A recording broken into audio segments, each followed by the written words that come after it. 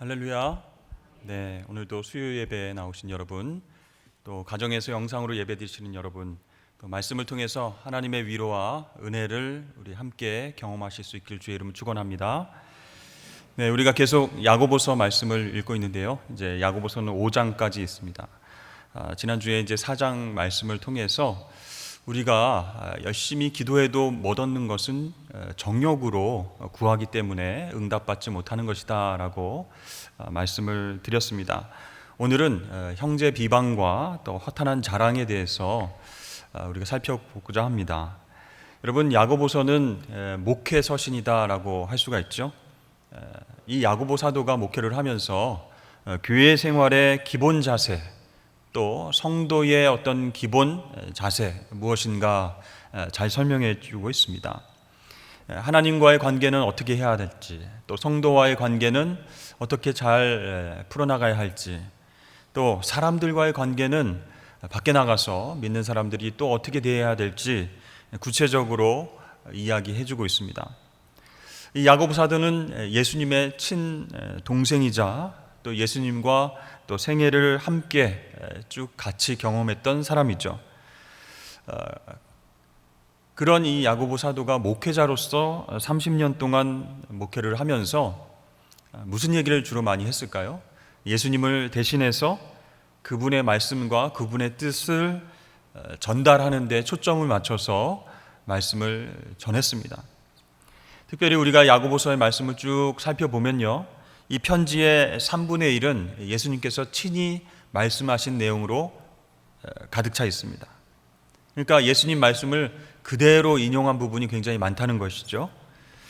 특별히 야고보서 말씀을 읽으면 성도로서 우리가 기도를 어떻게 해야 되는지, 이 기도에 관한 중요성을 굉장히 강조하고 있습니다. 또 하나님과의 관계가 잘 되어 있어야 우리가 성도 간의 관계, 이웃 간의 관계도 잘 풀어나갈 수 있다.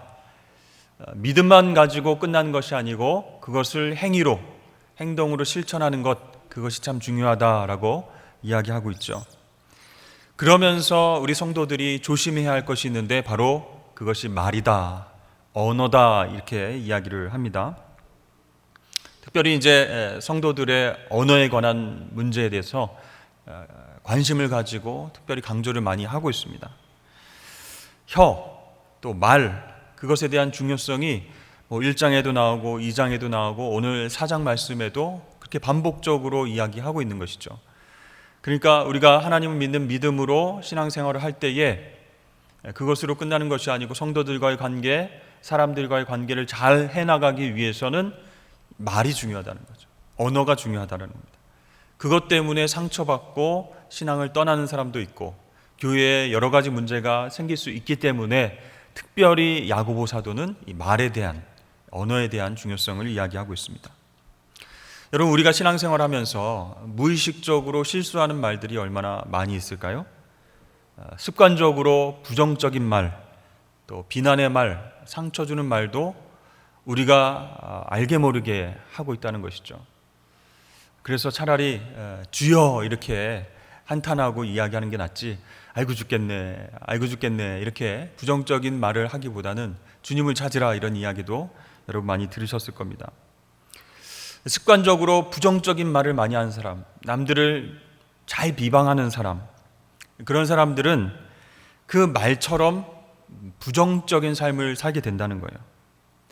말이, 습관적이고 반복적인 그 사람의 말이 그 사람의 행동과 인생을 지배하게 된다는 겁니다.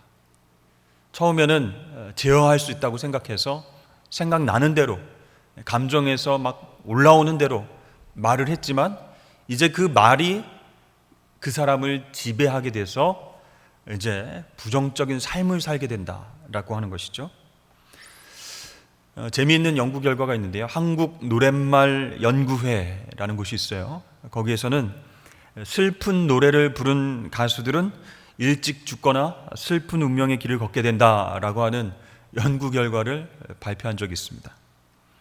영시의 이별, 마지막 입새라고 하는 노래를 부른 가수 배호 씨는 영시의 세상을 떠났다고 합니다.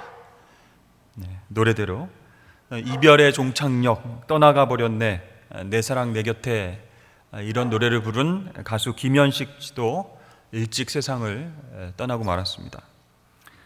우리가 좋아하는 가수 김광석 씨 있죠? 그분의 노래 중에 서른 즈음에라고 하는 노래가 있는데 그 노래를 부르고 그 즈음에 세상을 떠나게 되었다는 겁니다. 또 옛날 가수인데요. 세상은 요지경 하면서 이렇게 코믹한 그런 춤도 추고 노래를 불렀던 신신혜 씨. 세상이 요지경이라는 거예요. 세상이 굉장히 부정적으로 막 이제 노래 가사말이 그렇게 나와 있는데 이 신신혜 씨는 노래 말대로 사기를 당해서 모든 것을 잃어버렸다라고 합니다. 여러분 이 가수가요 자기의 한 노래를 부르기 위해서 보통 평균 2,000번에서 3,000번 노래를 계속 반복해서 부른다고 그래요. 그런데 이 노래를 그냥 아무 생각 없이 그냥 부르는 게 아니고 감정을 이입해서 그 가사를 생각해서 녹여내고 절절하게 불러야 되지 않겠습니까? 근데 부정적인 가사를 그렇게 2,000번, 3,000번 이상 계속 부를 때에 그 가사가 정말로 부정적이고 슬프고 어둡고 그러면 그 가수는 정말 그 가사대로 힘든 삶의 결말을 맞이하게 된다는 그런 연구 결과가 났다는 것이죠. 성경에 이야기하는 대로 혀는 불이요 이렇게 얘기합니다. 또 배의 작은 키다 이렇게 얘기를 하죠. 말 한마디가 불씨가 돼서 걷잡을 수 없이 번져나가는 불처럼 우리 인생을 힘들게 할 수도 있고 혀라고 하는 작은 이 신체 기관이 마치 큰 배의 작은 키처럼 우리 인생의 방향을 확 돌이켜 버릴 수도 있다고 하는 것이죠. 그러니까 이 야고보서를 통해서 이 말이 얼마나 중요한지, 언어 습관이 얼마나 중요한지를 계속 강조하고 있는 것이에요. 부정적이고 한탄스러운 말, 또 상처 주는 말, 이런 말들이 순식간에 퍼져나가서 자신의 삶을 망치는 것뿐만 아니라 상대방에게도 엄청난 피해와 상처를 주게 된다는 것입니다. 자, 야고보 사도는요, 오늘 본문 말씀을 통해서 특별히 공동체의 말이 끼치는 영향이 무엇인가에 대해서 다시 한번 강조해서 이야기를 하고 있습니다. 비방하지 말라 그랬죠? 여러분 11절에 보면 형제를 비방하지 말라. 이게 또 말에 대한 것이에요. 언어 습관에 대한 것이에요. 이 비방이라는 것은 무엇입니까? 악의를 말하고 반대하면서 말하고 무시해서 말하는 것을 통틀어서 비방한다. 이렇게 우리가 보고 있죠. 그러니까 상대를 이기기 위해서, 넘어뜨리기 위해서 그렇게 말하는 것이 비방이라는 거예요.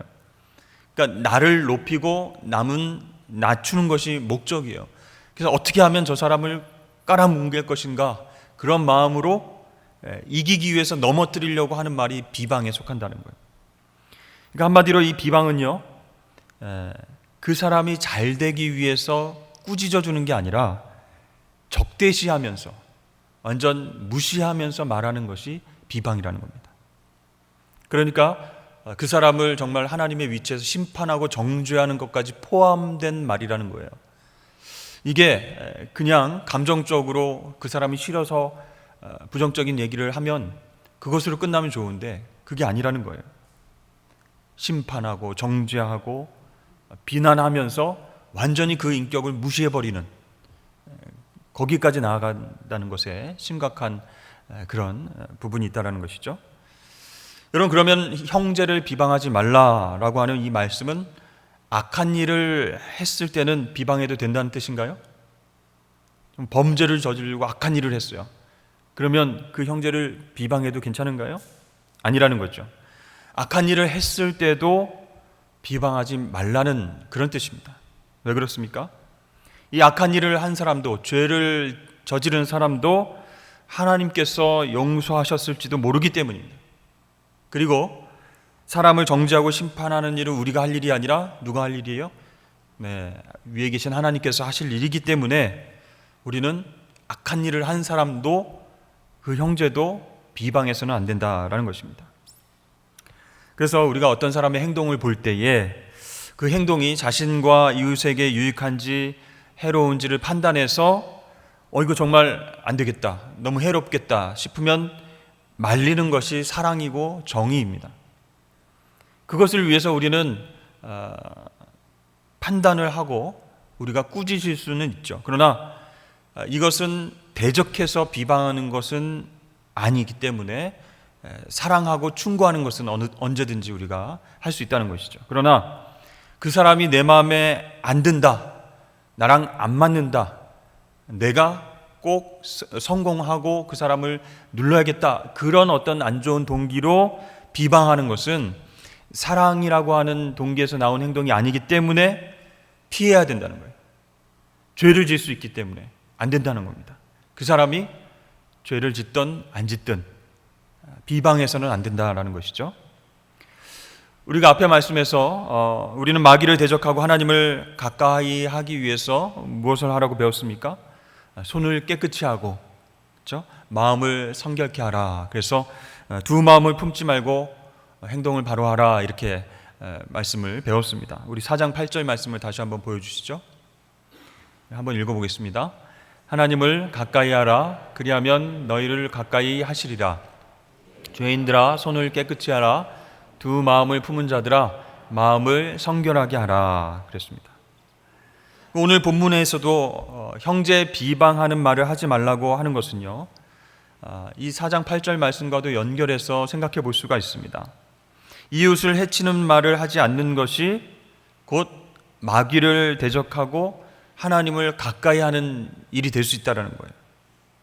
그러니까 형제를 비방하면 자기 자신이 형제의 심판자가 돼서 진짜 심판자 되시는 하나님의 자리를 빼앗게 되는 것입니다. 그러면 어떻게 되는 거예요? 하나님의 대적자가 되는 거예요. 비방하는 사람은 하나님께서 심판하셔야 되는데 대신 심판했으니까 하나님과 대적자가 되고 결국 마귀를 가깝게 하는 그런 결과가 나오기 때문이라는 거죠. 그래서 형제를 비방하는 것은 하나님을 멀리하게 되는 것이고 마귀를 가깝게 하는 일이다. 그래서 결코 우리가 쉽게 넘겨서는 안 된다는 겁니다.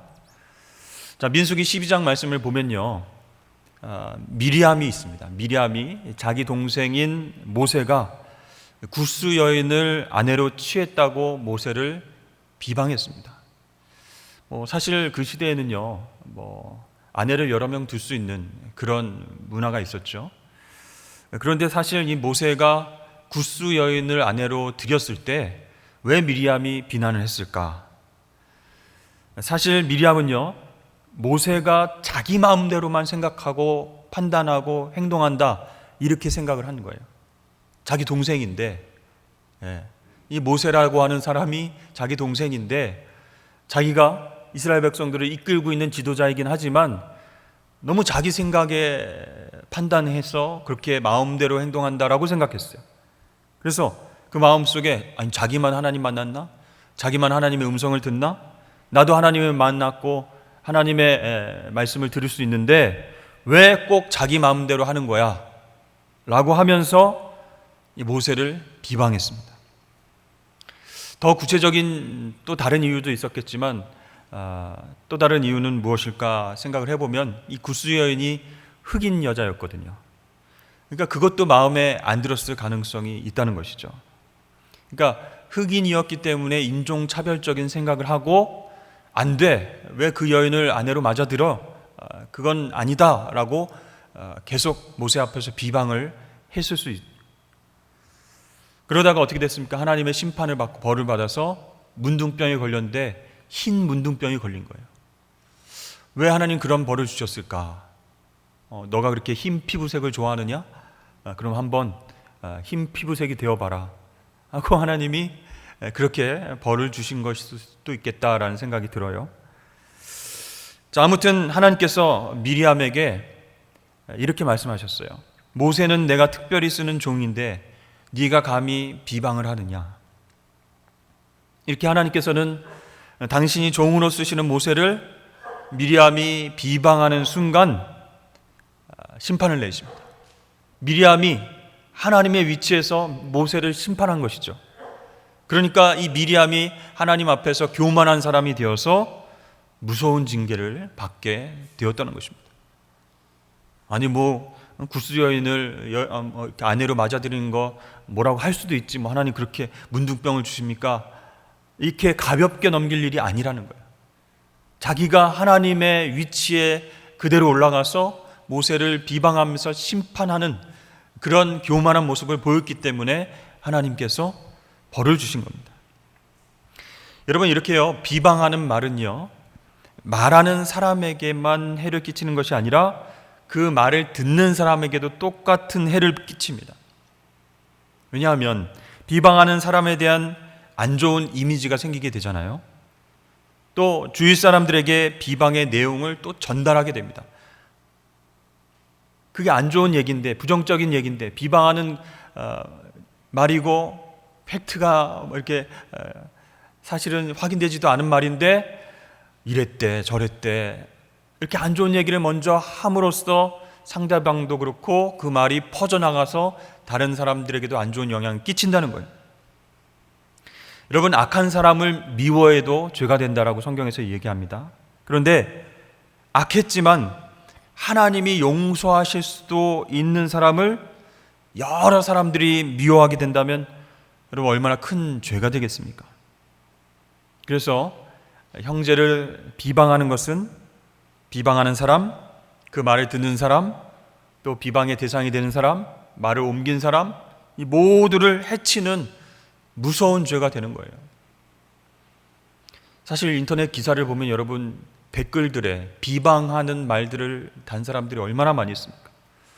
사실이 확인되지도 않았는데 추측해서 그 사람을 매장시키고 한 연예인을 완전히 그 인생을 망가뜨리고 자살로 몰고 가게 하고, 이러한 비방하는 말들이 얼마나 안 좋은 영향력들을 끼치게 됩니까? 하나님이 기뻐하시지 않는 거예요. 사탄이 좋아할 얘기. 여러분, 이렇게 형제를 비방하는 것이 하나님 앞에서 무서운 죄가 될 수 있다는 것입니다. 그래서 예수님께서도 그 죄의 심각성을 아시고 그것을 금지하는 그런 명령의 말씀을 주셨습니다. 마태복음 5장 21절 22절 말씀 한번 보여주시죠. 옛사람에게 말한 바 살인하지 말라. 누구든지 살인하면 심판을 받게 되리라 하였다는 것을 너희가 들었으나 나는 너희에게 이르노니 형제에게 노하는 자마다 심판을 받게 되고 형제를 대하여 라가라 하는 자는 공회에 잡혀가게 되고 미련한 놈이라 하는 자는 지옥불에 들어가게 되리라. 율법이 있습니다. 살인하지 말라. 그러면 하나님 심판을 받게 되리라 하는 율법이 있는데, 살인하지 말라라고 하는 그 말씀과 똑같은 무게를 지닌 말씀이 비방하지 말라는 거예요. 형제를 욕하지 말라는 거예요. 여기서 라가라는 말도 바보야 하는 욕하는 말이고요. 미련한 놈, 이것도 욕하는 말입니다. 그게 무슨 죄와 똑같다고요? 살인죄랑 똑같다라고 예수님께서 말씀하시면서 이 말이 얼마나 중요한지, 그렇죠? 그 죄의 심각성이 얼마나 큰지 마태복음에서 우리에게 가르쳐주고 계신 것입니다. 자, 그러면 여러분 한번 생각해 보세요. 누가, 어떤 사람이 이웃과 형제를 정죄하고 비방하는 일을 잘하게 될까요? 어떤 사람이 비방을 잘할까요? 말빨이 있는 사람? 논리적으로 뭐 이렇게 이성적으로 말을 잘하는 사람? 그게 아니고 교만한 사람이 남을 비방하고 형제를 상처 주는 말을 잘한다는 거예요. 따라서 여러분, 일을 잘하는 사람일수록 조심해야 된다는 거예요. 왜냐하면 교만해져서 일을 못하는 사람에게 비방할 수 있기 때문에 그렇습니다. 또 선을 많이 베풀고 또 착한 일을 많이 한 사람일수록 조심해야 됩니다. 왜냐하면 그 사람이 나중에 교만해져서 선을 행하지 않는 사람을 향해서 비방할 수 있기 때문이라는 거죠. 그러니까 우리는 잘 나갈 때, 성공할 때, 내가 정말 은혜 충만하고 축복 많이 받았을 때, 그때 남들을 비방하지 않도록 조심해야 된다는 것입니다. 그러니까 내가 신앙생활 정말 잘하고 하나님 은혜와 복을 많이 경험하면 경험할수록 더욱 특별히 말에 조심해야 된다는 겁니다. 사단이 그걸 알고 우리가 교만해지기를 기다렸다가 약한 부분을 공격해서 그렇게 은혜 충만, 성령 충만, 그럴 때에 말실수를 하게 하는 거예요. 교만이 들어오게 해서 나보다 못한 사람, 나보다 정말 수준이 안 되는 사람을 다르게 바라보고 비방하게끔 유혹한다는 거죠. 여러분, 우리가 하나님의 축복을 받으면 다 겸손해질 것 같죠. 그런데 결코 그게 아니라는 겁니다. 안락해지고 편안해지고 복을 많이 받고 편해지면요, 하나님께도 잘하고 이웃에게도 잘할 것 같은데 그게 아니라는 거예요. 교만이 찾아온다는 거예요. 그래서 남을 비방하게 되면 그 축복이 완전히 뒤집어져서 많은 사람들에게 해를 줄 수 있기 때문에 특별히 야고보 사도는 우리 교회에 있는 성도들에게 입 조심해라, 말 조심해라, 은혜 받을수록, 사역을 잘할수록, 칭찬 받을수록, 정말 뭔가 성공을 향해서 너무 잘할수록 그 사람들은 특별히 말 조심을 해야 된다, 이렇게 이야기하고 있습니다. 자, 이렇게 형제를 비방하지 말라라고 하는 이 한 가지 명령 가운데 여러 가지 메시지가 들어있죠. 먼저 하나님을 사랑하라고 하는 교훈이 있습니다. 하나님을 사랑하는데 하나님이 가지신 심판권을 자기가 가져와서 형제를 비방할 수 있겠습니까?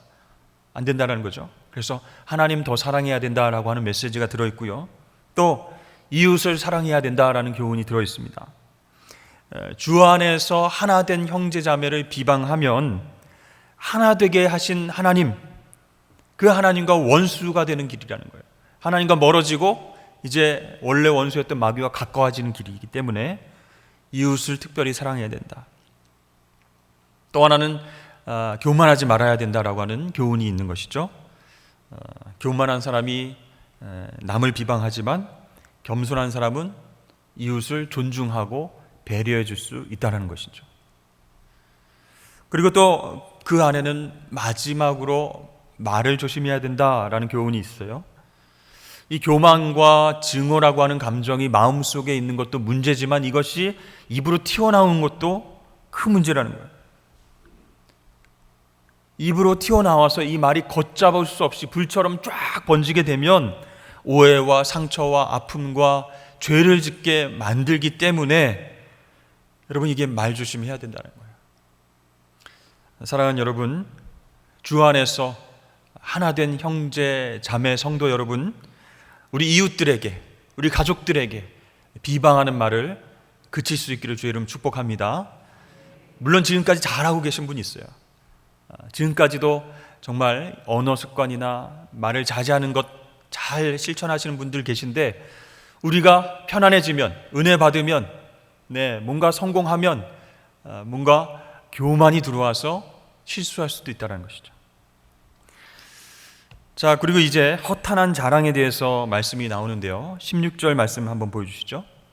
이제도 너희가 허탄한 자랑을 하니 그러한 자랑은 다 악한 것이라 그랬습니다.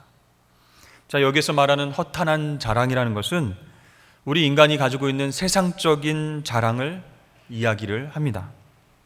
그런데 본문에 나타나는 예시는 조금 이해가 안 가는 부분이 있어요. 적절하지 않은 것 같다는 느낌이 들어요. 왜냐하면 장사하는 사람이 1년 동안 어떤 곳에 가서 장사를 이렇게 하면 돈을 많이 벌 수 있겠다, 이렇게 계획을 세우는 것이 큰 잘못이 아닌 것 같은데 오늘 말씀에서는 그게 잘못됐다라고 나오거든요. 13절 14절 한번 보여주시죠. 들으라, 너희 중에 말하기를 오늘이나 내일이나 우리가 어떤 도시에 가서 거기서 1년을 머물며 장사하여 이익을 보리라 하는 자들아, 내일 일을 너희가 알지 못하는도다. 너희 생명이 무엇이냐? 너희는 잠깐 보이다가 없어지는 안개니라 그랬습니다. 자, 본문에서 나타나는 이 장사꾼, 사업하시는 사람이겠죠. 그 사람의 문제는 무엇이겠습니까? 먼저 자기의 계획대로 다 될 것이다 라고 생각하는 것이 교만이라는 거예요.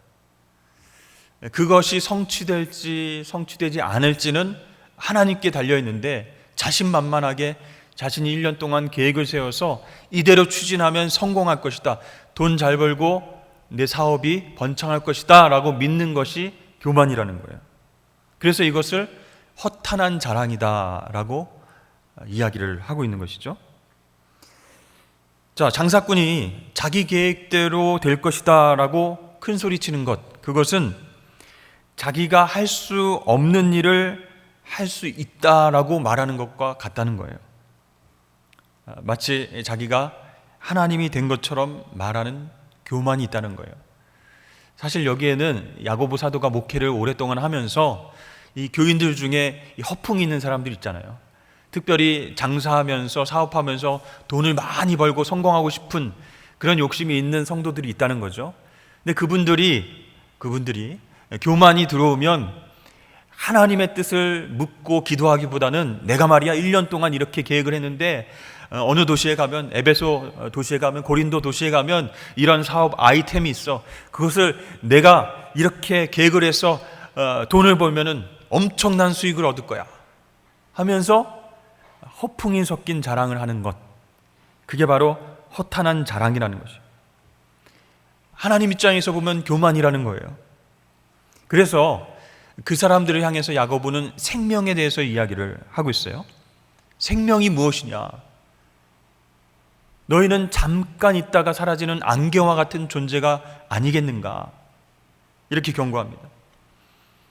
우리에게 있어서 생명의 문제, 영혼의 문제, 그것이 정말 최우선의 중요성을 둬야 되는 문제인데, 부자가 되는 것, 성공하는 것, 그것이 정말 인생의 최고의 목적인 양 이야기하는 것, 그리고 자기가 계획한 대로 다 될 것이라고 믿는 것, 그건 교만이라는 거예요.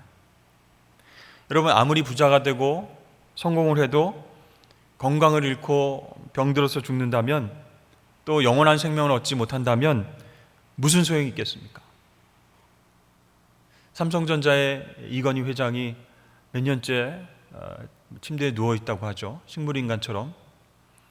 아무리 성공하고 아무리 돈을 많이 벌어도 여러분, 생명을 얻지 못한다면, 영생을 얻지 못한다면 그 인생이 얼마나 안타깝겠습니까?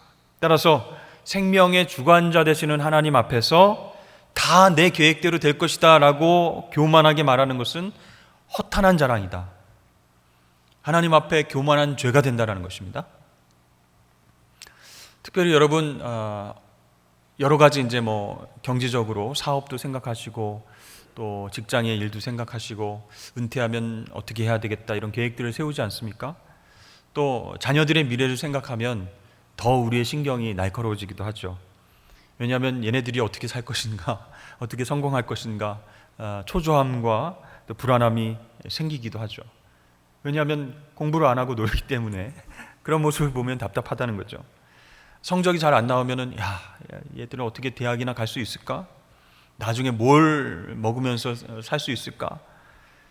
그래서 아예 포기하고 나중에 사자 돌림에 우리 사위를 얻어가지고 팔자 피면서 그냥 그렇게 이제 편안하게 살면 좋겠다. 이렇게 생각을 하시는 분도 있을 수 있어요. 근데 여러분, 사자 돌림의 사위감 중에는 목사는 여러분 빠진다는 사실을 여러분 기억하셔야 됩니다. 목사는 절대로 안 됩니다, 여러분. 그래도 여러분, 아이들의 미래를 생각하면 조금 스펙이 좀 있어야 그래도 좋은 만남을 갖지 않을까? 별 생각을 다 들게 되죠. 그래서 자녀에 대한 마스터 플랜을 짜는 거예요. 아이가 태어날 때부터, 돌이 될 때부터, 돌이 됐는데 아직 계획이 없어? 늦었어. 막 이렇게 얘기하면서 막 초등학교 때까지 영어 다 띄어야 되고 수학도 어느 정도 기본으로 해야 되고 중학교 가면요, 중학교 가기 전에 이제 고등학교 과정을 다 마스터 해놔야 되고, 이렇게 부모가 먼저 자기 자녀들의 인생을 다 계획하고 그 계획대로 추진해서 나아가면은 그 자녀의 인생이 성공할 것이라 확신하는 거예요. 신앙이 있는 부모들도 그렇게 생각한다는 거예요. 그렇게 여러분, 부모의 강압적인 플랜에 따라서 공부만 열심히 하다가 혹시 아이들 건강에 문제가 생기면 어떻게 되겠습니까? 혹시 그렇게 인생의 모든 플랜을 하나하나 체계적으로 강압적으로 막 시키다가 예수님을 만나지 못하면, 구원과 멀어진다면 어떻게 되겠습니까? 제일 중요한 우리 자녀들의 생명의 문제를 등한시하게 되는 교만한 죄를 짓게 된다는 것이에요. 우리는 잠깐 있다가 사라지는 안개와 같은 존재인데 그 짧은 시간에 자기의 머리에서 나온 그 인생의 플랜들을 쫙 짜놓고 그대로 실천하기만 하면 성공하고 행복한 삶을 살 수 있다 라고 생각하는 것 자체가 교만이고 하나님 앞에 죄라는 겁니다. 그런데 우리는 끝까지 하나님은 알지 못하면 가만히 계세요. 내가 좀 계획 좀 짜겠습니다. 하나님, 내가 기도한다고 그렇게 성공할 수 있겠습니까? 기도한다고 우리 팔자가, 우리 경제가 금방 나아질 수 있겠습니까? 나에게도 계획이 있습니다. 하나님 잠깐만 좀 계십시오 하면서 막 계획을 짜는 거예요. 그러면서 나는 행복해질 수 있다, 나는 복 받을 수 있다, 나는 성공할 수 있다, 막 자기 최면을 걸면서 그렇게 믿고 살아가고 있죠. 하나님 보시기에 교만이라는 겁니다. 여러분, 오늘 본문 말씀에 나오는요, 형제를 비방하지 말라라는 말씀과 또 허탄한 자랑을 하지 말라라는 말씀은 서로 연결되어 있습니다. 공통점이 있어요. 사람이 교만해지면 자기가 하나님이 된 것처럼 말하고 행동하기 때문에 이웃과 형제를 비방하기 쉽다는 것이에요. 또 생명을 우선시하는 것이 아니라 자기의 계획을 우선시하고 그것을 다 짠 후에 돈과 이익을 쫓는 언행은 그 언행을 자랑하게 된다는 것이죠. 이렇게 자기 계획을 교만하게 자랑하게 되면 실패하게 된다는 거예요. 하나님께서 교만한 자들을 물리치시기 때문이죠. 그래서 오늘 본문 말씀에서 형제 비방과 허탄한 자랑, 이 두 가지는 교만하지 말라라고 하는 메시지와 연결이 되어 있다는 것입니다. 이 교만에서 형제 비방이 나오고 교만에서 허탄한 자랑이 나오기 때문입니다. 여러분, 사람이 처음으로 지은 죄가 무슨 죄인지 아시죠? 선악을 알게 하는 그 나무의 실과를 먹은 것입니다. 왜 먹었죠? 그것을 먹고 하나님처럼 될 수 있다라고 하는 마귀의 유혹에 넘어간 것입니다. 그러니까 하나님처럼 되고 싶어서 그 열매를 먹은 거예요. 이 인류의 첫 번째 죄에 이미 교만의 악이 들어 있었다는 것입니다. 하나님처럼 되려고 하는 이 교만은 하나님을 대적하는 데에서만 나타나는 것이 아니라 이웃을 대적하는 데에서도 나타난다는 거예요. 여러분, 어떻게 책임 회피를 하죠? 나는 잘못이 없다. 이 여자가 먹으라고 했다. 이렇게 이웃을 대적하고 옆에 있는 사람, 사랑하는 사람에게 피해를, 죄를 전가하는 그런 비방하는 모습을 통해서도 우리가 알게 된다는 것이죠. 여러분, 형제를 비방하는 일이 바로 하나님처럼 되려는 교만에서 나왔다라고 하는 것입니다. 그래서 이것을 가볍게 생각해서는 안 되는 거예요.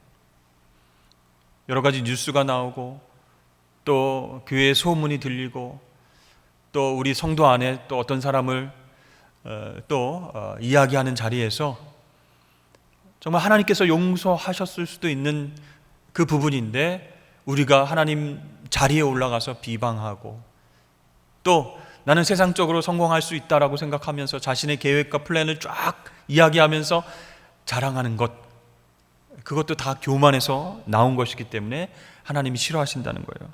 그리고 우리 공동체에 악한 영향력을 끼칠 수 있기 때문에 우리가 조심해야 된다는 것입니다. 여러분, 오늘 말씀에 나오는 이 모든 교만을 여러 상황 가운데에 우리에게 유혹으로 다가올 때 그것을 물리치실 수 있는 용기를 가지시길 주의 이름 축원합니다. 오직 하나님의 은혜와 도우심이 있어야 그것을 물리칠 수 있는 거예요. 겸손하게 될 수 있는 거예요. 내가 교만에 올라가려고 할 때 하나님 앞에 기도하면 그 깨닫게 해주시는 거예요. 그래야 하나님께서 도우시고 우리는 형통의 복을 누리게 되는 줄로 믿습니다. 15절 말씀 한번 보여주시죠.